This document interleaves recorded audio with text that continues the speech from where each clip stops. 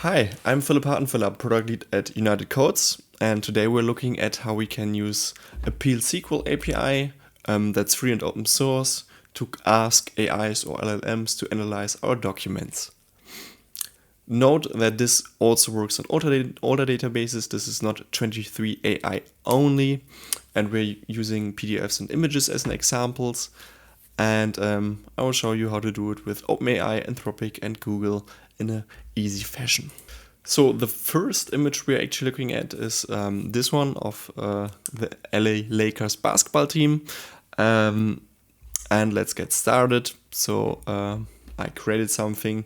So as I said, we're using UCAI. That's a PL SQL package I wrote. It's open source. You can just install it. Check the link in the description. And when you have it installed, then we first need to, of course, query our files. So first what we do, select file content into a blob variable from my table. And then we have to add some messages to the AI. First one is, and for that we have like this message array. It's a JSON array T type. And we append the first message. And it's a system message or a system prompt that basically tells the AI how to act. And that's something like the developer uses and not like the user who's chatting with the AI. So I just use a simple one, your image analysis. So now to the content from the user, I created another array because the user message has two informations. First, the image itself. For that we use the function create file content, and then we pass our image blob. We do add a media type of image/webp. That's in my case a WebP image. You can use JPEG or PNG. And I give a file name. Notice that in my case, like I use a generic file name, so it doesn't give anything away already. And then an image also has to have a message. So the user is asking a question that the AI should do about the image. So I ask, what sports are the people playing in there? So again, we don't actually see a basketball here, but like, yeah, maybe it recognizes the team or something, or like the clothes. Let's see what they tell us. So then this object with the two messages, with the image and the text, we append that to our message array. I disable tools. Check out my previous video where I described how to use tools with this package. But we don't need that. We just want to describe the image. And then the magic happens here. Result, that's again a JSON object type variable. We call UCI generate text.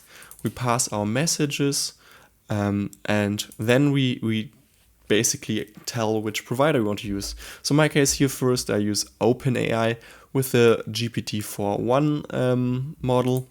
And keep in mind, like not every model is capable of also looking at images. So you need to look at the OpenAI documentation. I have it described below, which models actually support it. And also keep in mind, like sending images is more costly than just text. Okay, then it will just ask the AI, and then we will just extract the final message and just log it to our DBMS output. So let's run the script and see what happens. Okay, last message. The people in the image are playing basketball. They are wearing Los Angeles Lakers uniforms in an NBA basketball team. So OpenAI did a great job. And the beauty of UCAI is that we can just switch providers. So let's, for example, see what Google has to say about it. So let's move from OpenAI to Google. We, of course, also have to switch the model. So we use Gemini 2.5 Flash. That's one of the newest of them, and it's a small one. So let's see how capable that was. Okay, the people in the image are playing basketball. They are wearing Los Angeles Lakers uniforms, and the individuals are recognizable NBA players. So also Google is doing this. Great. And for the last example, we're looking at a PDF file. So this is one of the Apex Office Print example documents. It's an order confirmation with some products we bought for this amount. And here's a list of all the items in the order. So first, keep in mind, like PDFs, if it's just simple text content, you don't actually not need to send the whole PDF. You could, for example, use like any OCR tool, or like in 23AI at least, Oracle has a package called dbms vector chain.util to text, where you can pass, for example, a PDF, a document, HTML, a docx, etc., and extract just text content. And that's easier to use in just normal conversations with AI. But in my case here, yeah, it's structured, it's tables, and I'm actually asking like on this image, which color is the blouse. It's not in the text, it's just, it has to look at it. So yeah, what did I change? I of course query a different blob in this case, and my system prompt is now help people analyze PDF files. My media type is now application PDF, and file name is data.pdf. Again, I'm giving nothing away from the metadata. And the question I'm now asking is summarize the order for me, and which color is the blues. And this time I'm using Anthropic. So just again, swap here the provider and the model, and everything should work fine. So let's see how this goes. Oops, that's the wrong model. It's from the Anthropic package, of course.